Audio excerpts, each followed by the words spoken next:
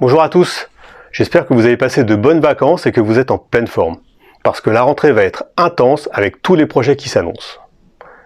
Comme vous, j'ai appris cet été le changement de mission d'Olivier Bogillot et son remplacement à la tête de Sanofi France par Madame Dervelois qui nous vient de Novartis. Avant le départ du président de Sanofi France, il m'a semblé utile de faire un bilan de l'initiative qu'il a lancée sur les risques psychosociaux. Au départ, je dois dire que je me suis dit « Enfin !» Enfin, on va prendre au sérieux la souffrance des salariés. Et on ne revivra plus le terrible drame comme celui que nous avons eu sur le site de Gentilly. Enfin, nous allons réellement mettre en place des actions pour éviter de se retrouver dans des situations catastrophiques. 2 ans après, le moins que l'on puisse dire, c'est que le bilan n'est pas très satisfaisant comparé aux ambitions. Si le bilan n'est pas très positif pour les salariés qui continuent à souffrir, et j'y reviendrai, il semble plutôt positif pour la direction. La partie marketing a fonctionné à merveille.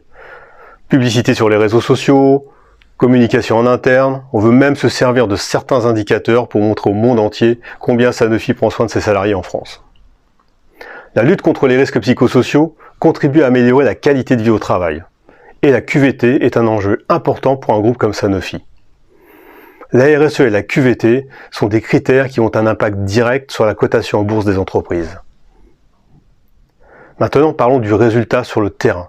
Qu'en est-il de la fameuse prévention primaire qui, je le rappelle à tous, a pour but de supprimer les causes des risques psychosociaux? Je vais parler uniquement pour les sites tertiaires, et je ne fais pas de généralisation car la démarche peut fonctionner sur certains sites qui sont plus matures. La direction a créé un comité QVT RPS fonction support. Un véritable comité fantôme. Très peu de réunions, aucun compte rendu d'activité, aucun compte à rendre, bref, une réunion de temps en temps pour prendre un petit café entre RH, manager, médecin du travail, on discute de tout et de rien, généralement ça se passe bien, pas de soucis, tout va bien. Très étonnant par les temps qui courent. Des groupes de travail ont été créés avec les salariés et les managers, et je pense honnêtement que c'était une très bonne idée. Mais malheureusement, il n'y a pas un encadrement suffisant, aucun professionnel de la prévention pour les aider à trouver les déterminants, faire des plans d'action et faire surtout un suivi de ces plans d'action. On se retrouve avec une quantité importante de plans d'action, mais ils ne sont pas conformes à la loi d'août 2021 et personne n'est capable de faire un suivi de l'efficacité de ces plans d'action. Peut-être même qu'ils ne seront jamais mis en place.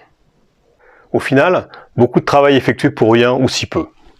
Et pendant ce temps, la direction continue à dérouler ces vagues incessantes des réorganisations. Cela devient presque une routine. Les orientations stratégiques montrent clairement la volonté de Sanofi de réduire encore plus le nombre de postes en France, avec toujours les mêmes pressions sur le terrain sur les salariés. Évaluation de la performance sur des critères très subjectifs, rétrogradation, de moins en moins de postes disponibles pour se repositionner, etc., etc. Et j'allais oublier le bouquet final. On nous annonce pour cette année un mélange entre le sondage Your Voice et le baromètre pour mesurer l'indice de santé psychologique. Le marketing a définitivement pris le pas sur la santé des salariés. Qui a encore confiance aujourd'hui en Your Voice? Lors des derniers comités QVT-RPS France paritaires, aucune des recommandations des organisations syndicales n'ont été prises en compte à ce jour. Arrêtons de faire semblant de traiter les risques psychosociaux et faisons-le réellement sur le terrain. Cela ne coûtera pas plus cher et vous aurez des salariés en meilleure santé et bien plus motivés. La CFE-CGC va continuer à aider les salariés au quotidien sur le terrain. Mais j'espère que Madame la Présidente de Sanofi France aura à cœur de relancer sur de bonnes bases la prévention des risques psychosociaux, notamment sur les sites tertiaires. Voilà, je pense qu'il était important de faire ce point 2 ans après la mise en place de la démarche et surtout avant le changement de présidence. Il n'est pas encore trop tard pour mettre le train sur de bonnes rails, mais il faut surtout maintenant arrêter de nous enfumer, écouter les organisations syndicales et les élus qui sont sur le terrain tous les jours, c'est très important. Voilà, merci de m'avoir écouté et à très bientôt sur YouTube.